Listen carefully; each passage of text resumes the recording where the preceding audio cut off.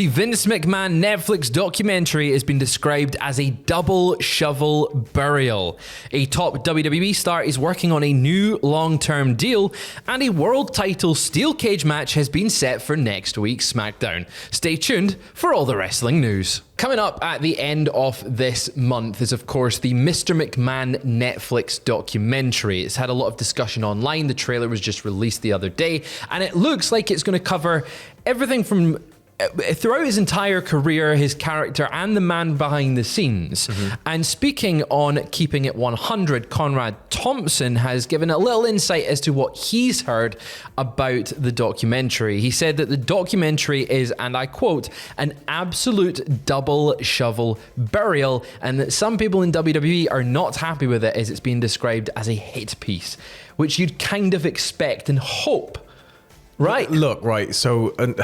this is the thing with, obviously, as everything's going to come out over the course of the trial, everything's already out in public. I believe they were working on this before. Yeah, they started production 2020. It got shelved around the time that the first hush money payment stuff came out, and then it was like, is it ever going to see the light of day? Mm-hmm. And then it is. But the thing is, if you released it now...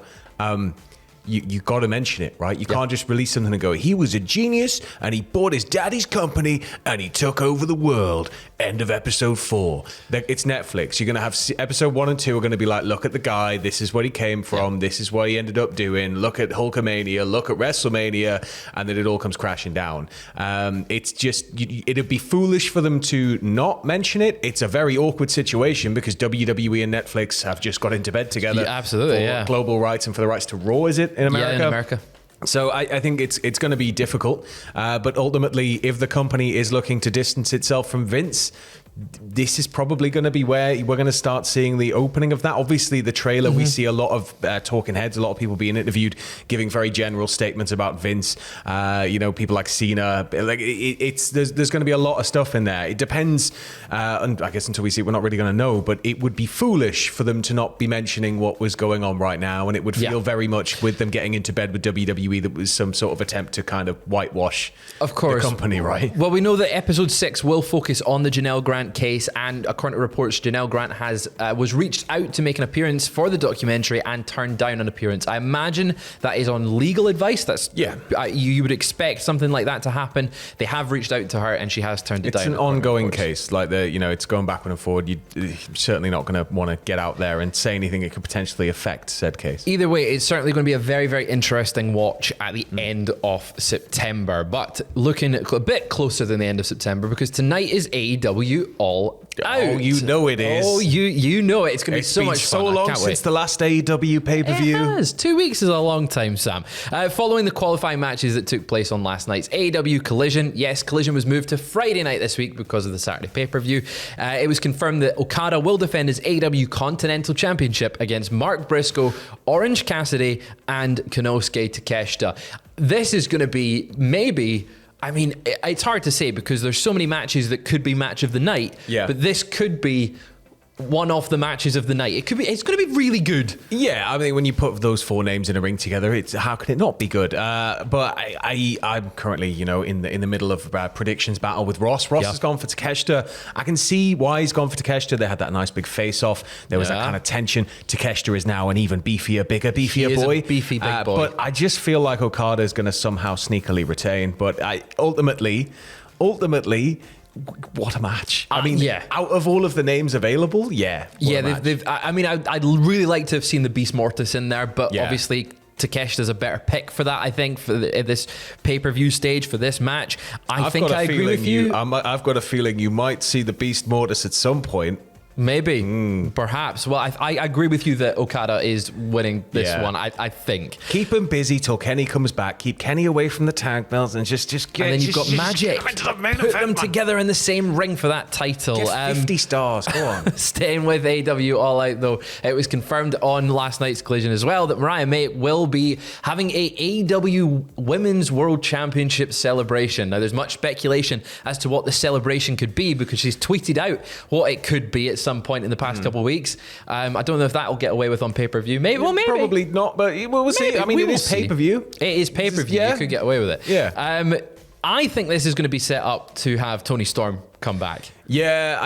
Would it not be a bit too soon?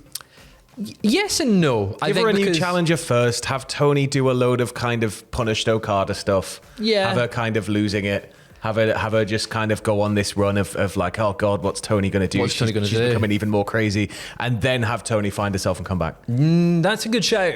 Yeah, either way, Mariah May on fire as Women's World Champion. The card is, and the card is suspiciously thin right now for an AEW pay-per-view. So I've got a feeling this could also fatten out into something more of a confrontation. I think you're right there. Yeah, I think the fact that she's been absent from the pay-per-view, Mariah, I'm regarding and meaning there. It's good that she's on the pay-per-view. Yeah. Good she's getting a spot there.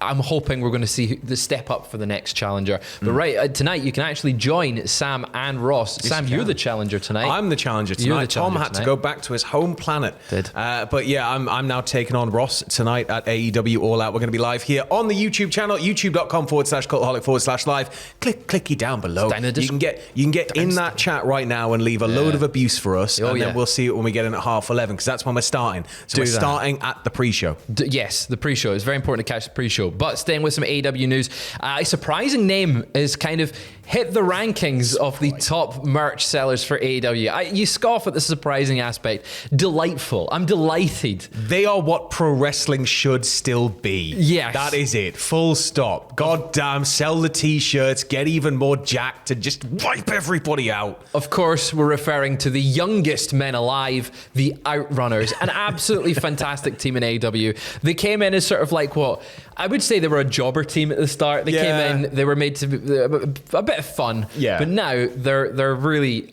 a load of fun rather than just a bit of fun, and it's paying off for them. They're placed number 8 on the list of August's top merch sellers for AEW. This is ahead of Bryan Danielson, Britt Baker, and Swerve Strickland, obviously former AEW World Champion. He didn't even make the list, and now he doesn't have a house. Oh. Exactly. Speaking of Swerve merch, did you see the brand new Hangman t-shirt on AEW Shop? No. It's Swerve's Whose House t-shirt, but it's on fire. Oh, I'll be buying that. Absolutely incredible piece of work. But the Outrunners, awesome. Well done. Keep selling your merch. And how young can they get? Because it's like Benjamin younger. Button. Well, yeah. You know, you can age backwards, right? There's minus numbers. There is. Yeah. So they will always be the youngest men alive. Incredible. Go and buy their merch. Plus, everybody else is getting older. They just have to kind of stay the same age, like Matthew McConaughey, but not Matthew, reversed. The other way. Yeah, they're just like if Matthew McConaughey stayed the same age. The Outrunners just keep staying the same age. Moving over to WWE, though.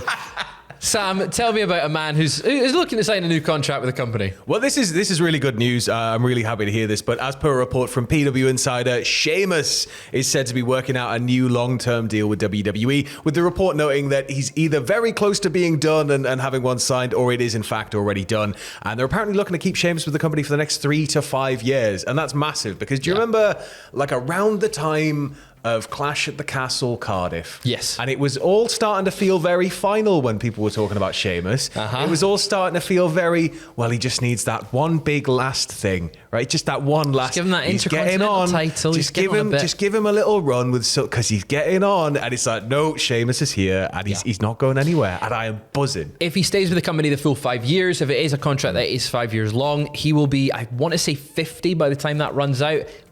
Don't make me feel old, man. What a run from Sheamus there. Like, as you said, it looked like it was winding down. It was like, right, he just needs that Intercontinental title and he can retire. There was a lot of talk that maybe he would go to AEW once this contract that he's currently on expired. People were like, oh, maybe he is on his way out and he wants to go and have one final run with the likes of Adam Sheamus Copeland. O'Shaughnessy, the undead, unfrozen Celtic Warrior. The Celtic Warrior, which...